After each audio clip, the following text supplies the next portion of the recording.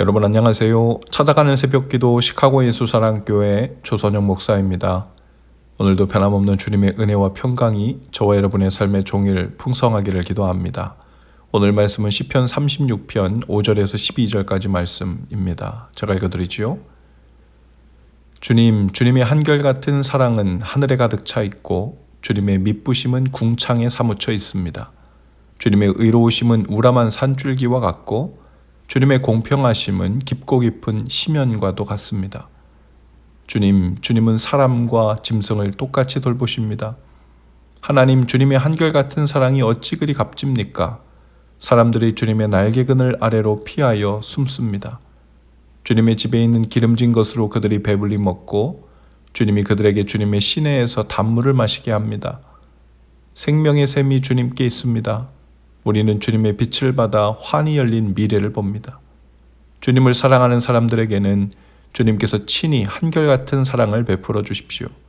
마음이 정직한 사람에게는 주님의 의를 변함없이 베풀어 주십시오. 오만한 자들이 발로 나를 짓밟지 못하게 하시고 악한 자들이 손으로 나를 휘두르지 못하게 하여 주십시오. 그때 악을 일삼는 자들은 넘어져서 다시는 일어나지 못한다. 아멘. 오늘 시편 말씀은 내용상 시편 1편의 내용과 비슷합니다. 시편 1편에서도 복 있는 사람은 이렇게 시작하는데요. 복 있는 사람, 즉 의인과 악인에 대해서 대조적으로 설명하고 있죠. 오늘 본문에서도 의인과 악인이 대조적으로 나타나고 있는데요. 성경에서 말하는 의인은 죄가 없는 사람을 가리키는 것이 아니라 하나님이 어떤 분인지를 알고 사는 사람을 말하죠. 특별히 높은 수준의 도덕적 행위나 고양된 인격을 가진 사람을 말하는 것이 아니라 그저 하나님이 어떤 분이신지를 알고 그분을 인정하며 사는 사람이 바로 성경이 말하는 의인입니다. 창세기 2장에 보면 하나님께서는 사람을 만드실 때 땅에서 흙을 취하여 만드셨다고 했습니다. 그리고 그 코에 생기를 불어넣으셨고 그제서야 생명이 됐다고 했죠. 여기서 생기라는 말은 생명의 숨이란 뜻인데요. 히브리어로는 루아흐라는 단어를 사용했습니다.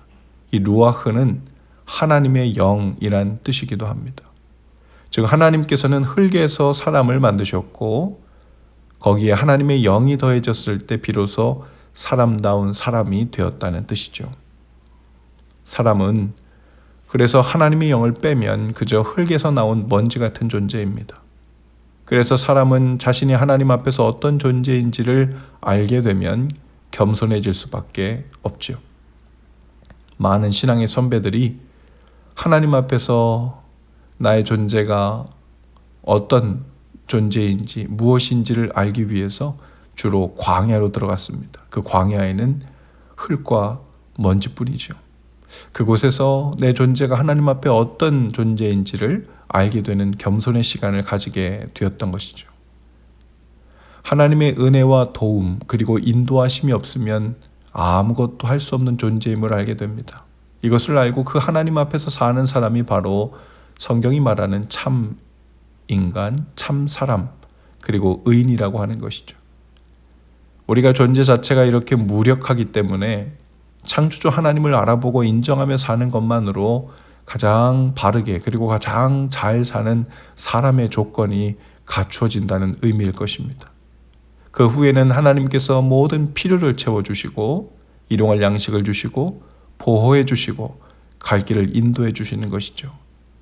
그래서 의인이란 하나님을 보는 눈이 열린 사람입니다.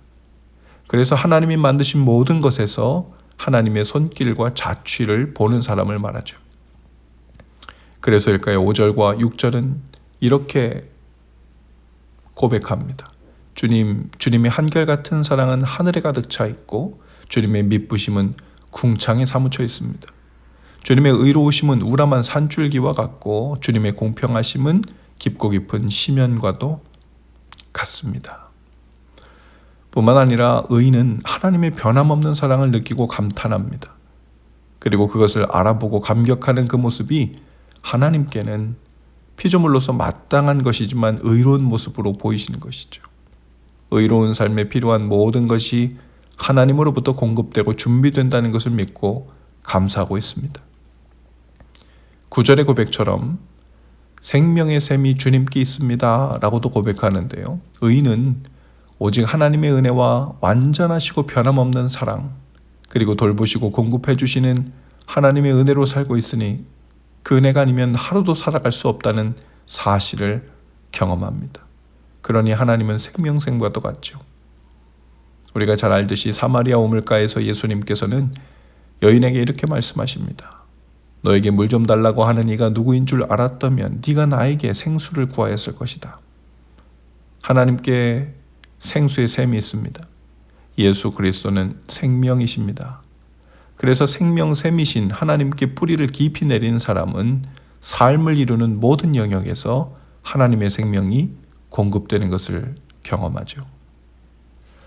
9절 후반절에 보면 이러한 고백이 있습니다. 우리는 주님의 빛을 받아 환히 열린 미래를 봅니다.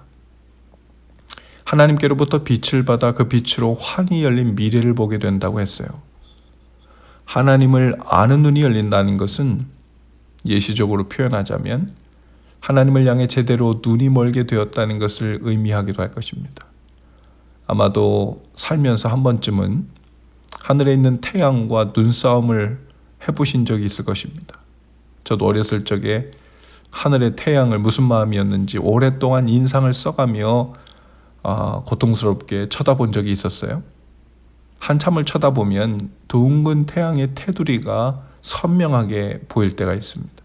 그리고 태양에서 눈을 떼면 이상한 현상이 일어납니다. 그 눈으로 보는 모든 사물에서 그 태양의 모습이 보이는 거예요. 그리고 태양에서 눈을 떼면 그 일부 눈이 멀었다고 표현할 수 있을까요? 구름을 보아도 구름 한가운데 둥근 태양이 떠 있고, 땅을 내려보아도, 산을 보아도, 나무를 보아도, 새를 보아도, 강물을 보아도 그 속에 밝은 태양이 한동안 보입니다. 그 태양의 일부 눈이 먼 탓이죠. 마찬가지입니다. 우리가 하나님의 그 놀라운 영광의 빛 가운데서 우리가 눈이 열리면 그 엄청난 영광의 빛이 우리의 삶 곳곳에 미쳐서 빛나고 있는 것이 보이기 시작하죠. 하늘을 봐도, 우주를 봐도, 나무를 봐도, 바다를 보아도 놀라운 하나님의 솜씨와 손길이 보이는 거예요. 그 놀라운 하나님의 빛에 눈이 멀게 되었을 때 우리는 비로소 제대로 회복된 영적 시력을 얻게 되는 거죠. 하나님께서 본래 창조하신 그 아름다움과 신비를 보는 눈이 열리는 것입니다. 오늘 저와 여러분에게 하나님의 영광의 빛이 환히 비쳐서 그 영광과 사랑으로 눈이 멀게 되기를 축복합니다. 눈이 멀어 아무것도 보지 못하게 되는 것이 아니라 왜곡되지 않은 하나님의 변함없는 사랑과 자비하심, 그리고 영광과 신비를 보며 살게 되는 하나님 앞에 의인으로 살게 되기를 바랍니다. 그렇게 눈이 열려진 의인으로 하나님을 찬양하고 감사하며 살게 되기를 바라요. 주님의 그 사랑과 은혜의 손길이 오늘 우리가 만나는 모든 사람들의 얼굴들과 관계 속에서, 그리고 우리의 집 안팎에서 그 은혜를 찬양하며 살게 되시기를 주님의 이름으로 축복합니다. 기도합시다. 주님께 생명샘이 있음을 믿습니다. 그 생명샘에서 종일 생기와 소망을 길어 마시게 하시고 주님의 영광의 빛을 통하여 모든 일과 사람을 대하며 살게 하여 주옵소서. 우리가 대하며 접하는 모든 곳에서 주님의 마음, 주님의 손길, 주님의 얼굴을 보게 하여 주옵소서. 예수님 이름으로 기도합니다. 아멘. 여러분 오늘도 예수 사랑으로 화이팅입니다. 내일 아침에 다시 찾아뵙지요.